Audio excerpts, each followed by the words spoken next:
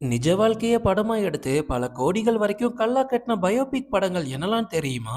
லிஸ்ட்ல நம்ம ஃபர்ஸ்ட் பார்க்க போறது மேரி கோம். உலக சாம்பியன் குத்துச்சண்டை வீராங்கனையான மேரி கோம் அவங்களோட வாழ்க்கையை அடிப்படையா வச்சு எடுக்கப்பட்ட படம் தான் இது. பிரியங்கா சோப்ரா தான் இந்த படத்துல முன்னணி ரோல்ல நடிச்சிருப்பாங்க. 2014ல இந்த படம் ரிலீஸ் ஆயிருக்கு. இந்த படத்தோட மொத்த பட்ஜெட் 38 கோடி. இது வேர்ல்டு வைடா 104 கோடி கலெக்ட் பண்ணிருக்கு.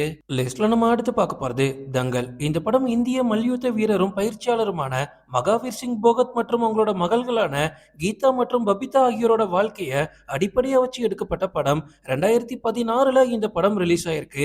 இந்த படத்துக்காக அமீர் கான் எவ்வளவு கஷ்டப்பட்டு நடிச்சிருப்பாருன்னு எல்லாருமே பார்த்திருப்பீங்க. இந்த படத்தோட பட்ஜெட் வெறும் 70 கோடி தான். ஆனா வேர்ல்டு வைடா 2000 கோடிக்கு மேல வசூல் பண்ணிருக்கு.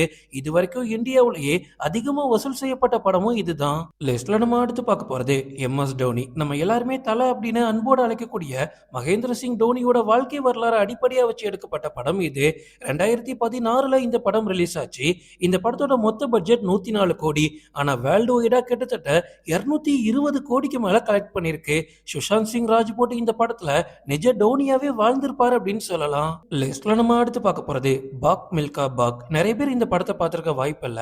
நம்ம இந்தியாவோட புகழ்பெற்ற ஓட்டப்பந்தய வீரரான மில்கா சிங் அவரோட வாழ்க்கையை அடிப்படையா வச்சு எடுக்கப்பட்ட படம். 2013ல இந்த படம் ரிலீஸ் பண்ணிருக்காங்க. அப்போதைக்கு இந்த படத்தோட பட்ஜெட் வெறும் 41 கோடி தான். ஆனா அப்பவே வேர்ல்டு வைடா 210 கோடிக்கு மேல கலெக்ட் பண்ணிருக்கு.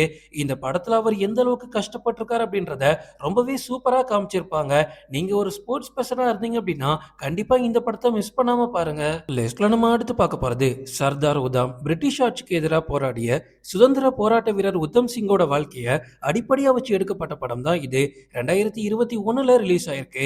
ஆனா இந்த படத்தை இவங்க தியேட்டர்ல ரிலீஸ் பண்ணாம அமேசான் பிரைம் ஓடிடி பிளாட்ஃபார்ம்ல ரிலீஸ் பண்ணிருக்காங்க.